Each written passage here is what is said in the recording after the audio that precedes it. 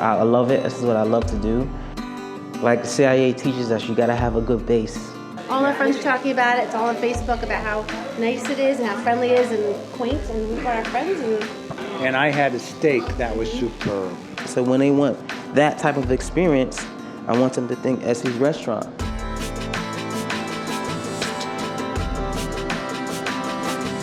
The way I market the business is that we're an American restaurant inspired by global flavors and global influences. What I've learned coming up is that you have layers of flavor.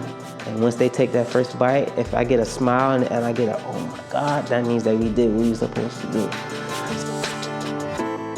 I guess I could say I knew when I was about 15 years old. I always go back to this one particular moment where I'm in the kitchen with my mom and I'm helping her grate carrots for carrot cake. I kind of knew right there that that's what I was gonna do. And then when I got into high school, I got the opportunity to work at a really high-level hotel in New York City, and I did every different department in the hotel. And then when I got into the kitchen, I knew then that I wanted to be a chef. And then one of my instructors told me, look, you should check out the Culinary Institute. You have great chefs there. The school exposes you to that, what's trending right now. The best of the best go there to learn.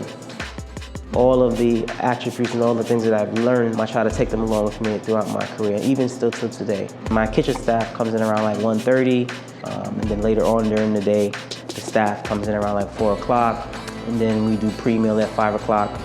I go over any menu changes. You know, you gotta be organized. You gotta be a professional. That's what I'm passionate about. I'm passionate about great food, great service, a great culture in the restaurant. Because if you have happy people working with you and for you, then you're gonna have a successful restaurant. And I feel like this is not work for me. You know, it's my passion. So when you're walking and living in your passion, it's never work.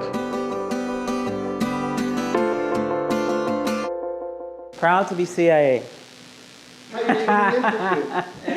right.